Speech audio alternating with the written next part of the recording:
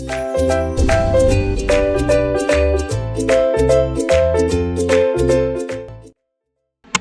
semuanya, perkenalkan nama saya Eka Septian Nurizki, NIM saya 2410614131. Di sini saya akan menjelaskan konsep utama dari procedural meshes.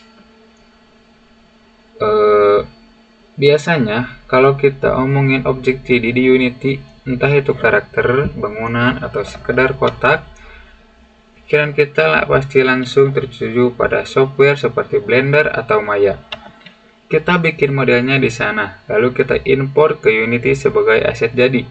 Tapi, pernah enggak kalian berpikiran gimana kalau objek 3D itu dibuat langsung lewat kode Secrets saat gamenya lagi jalan? Nah, itulah yang disebut dengan procedural mesh. Jadi, objek 3D-nya enggak dibikin manual oleh 3D artist, melainkan lahir dari hitungan matematika dan algoritma. Teknik ini dipakai game-game besar seperti Minecraft atau No Man's Sky untuk bikin dunia yang tak terbatas. Nah, di sini ada anatomy mesh di Unity, filter versus renderer. Pertama-tama kita harus tahu dulu struktur Unity. Kalau kalian sadari, seperti objek 3D di Unity pasti punya dua komponen utama di in-vectornya, yaitu mesh filter dan mesh renderer. Ini dua hal yang berbeda, tapi saling bekerja sama. Analogi gampangnya begini. Mesh filter itu kayak cetakan kue. Dia menyimpan data, bentuk kasarnya. Dia tahu di mana titik-titik dan bagaimana garis-garisnya terhubung. Sedangkan untuk mesh renderer, itu kayak tukang cat. Dia nggak peduli bentuknya kayak gimana. Tugas dia cuma mengambil data dari mesh filter, lalu mewarnai dan menggambarnya ke layar monitor kita menggunakan material dan shader. Saat kita membuat procedural mesh, tugas kita lewat kode Secrets adalah membuat data bentuk dari tadi untuk dimasukkan ke dalam mesh filter. Nah, di sini ada 4 pilar data objek 3D. Yang pertama ada vertex, yang kedua ada triangle, yang ketiga ada normals, yang keempat ada UV koordinat. Nah, untuk pilar pertama ada vertex atau kumpulan titik. Fondasi ini paling awal adalah vertex. Bentuk jama dari vertex ini adalah kumpulan titik koordinat X, Y, Z di dalam ruang 3D. Komputer nggak tahu apa itu kotak atau bola. Komputer cuma tahu posisi titik. Kalau kita mau bikin satu bidang persegi, minimal kita harus mendapatkan 4 titik koordinat di dalam kode kita. Next. Yang kedua ada pilar triangles atau segitiga penghubung. Titik-titik tadi kalau didiamkan saja nggak akan kelihatan apa-apa di dalam game. Kita harus menyuruh Unity untuk menghubungkan titik-titik tersebut. Di dalam grafis komputer modern, semua objek 3D serumit apapun, mau itu naga, mobil, atau wajah karakter sebenarnya, dibentuk dari kumpulan segitiga. Di data triangle ini, kita membuat array angka yang menentukan urutan titik mana saja yang harus dihubungkan. Nah, di sini ada hukum wajib clockwise rules, arah jarum jam. Ada satu aturan mutlak di Unity, urutan penulisan indeks titiknya harus searah jarum jam. Kalau kita menulis urutannya terbalik atau berlawanan, Unity bakal menganggap bagian depan segitiga itu menghadap ke belakang. Nah, efeknya bagaimana? Efeknya, objek kalian bakal jadi tembus pandang dari depan dan cuman kelihatan kalau dilihat dari belakang. Ini masalah yang paling sering bikin pusing manusia pemula. Next, ada yang ketiga, ada normals atau arah datangnya cahaya. Setelah bentuk kotaknya jadi dan enggak tembus pandang, masalah berikutnya adalah objek tersebut bakal kelihatan flat, rata, dan aneh karena enggak punya bayangan. Disinilah fungsi normals adalah vektor arah yang tegak lurus dari pembukaan objek. Data ini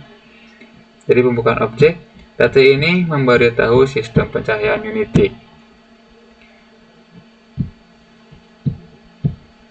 Normals inilah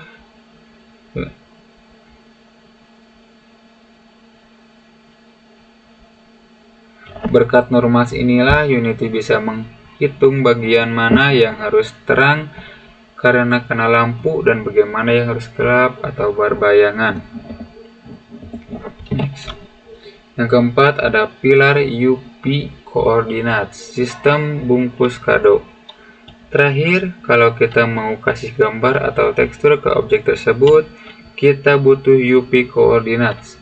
Ini adalah sistem koordinat 2D, menghubungkan sumbu U dan P untuk memetakan gambar datar 2 dimensi ke objek 3 dimensi kita.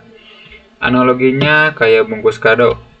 UP Coordinate memberitahu Unity gambar pojok kiri bawah kertas kado ini tolong tempel di titik-titik vertex nomor 0 seperti bungkus kado sebelah sini. Tanpa data UP, warna atau gambar yang kita pasang di objek bakal berantakan atau bahkan enggak muncul sama sekali. Nah, dari satu kotak menjadi dunia game. Setelah kita paham cara membuat satu kotak persegi lewat 4 pilar, disinilah keajaiban procedural mesh dimulai. Di seri Cat Lake Coding, konsep dasar ini dikembangkan lagi ke tahap yang jauh lebih ekstrim lewat matematika. Yang pertama ada procedural grid. Alih-alih cuman bikin satu kotak, kita pakai fungsi perulangan atau looping di Crash untuk menjajarkan ratusan kotak menjadi sebuah grid. Grid inilah yang nantinya bisa kita manipulasi menggunakan rumus Perlin-Noise untuk membuat bukit, lembah, atau gunung secara otomatis. Nah, yang kedua ada Cube, Sphere, dan Geodesist Dome. Dimana cara ini bikin bola yang mulus. Alih-alih langsung bikin bulat, algoritmanya mulai dari membuat kubus. Lalu, posisi setiap titik sudutnya ditarik dan dilengkungkan menggunakan rumus matematika hingga membentuk bulatan bola yang sempurna. Teknik ini sering dipakai untuk membuat planet di dalam game. Yang ketiga ada Advanced Mesh API. Bahkan di materi selanjutnya, Cat Lake Coding mengajarkan cara menggunakan Advanced Mesh API, yaitu memanfaatkan teknologi modern Unity seperti Job System dan Burst Compiler. Gunanya supaya pemrosesan jutaan titik koordinat tadi dilakukan secara paralel di CPU, sehingga game kita tetap berjalan super lancar di 60 fps tanpa ada lag sama sekali. Nah, ini ada kesimpulannya, belajar procedural mesh itu bukan cuma soal munculkan gambar di layar, tapi soal bagaimana kita memegang kendali penuh agar geometri di dalam game kita berhasil.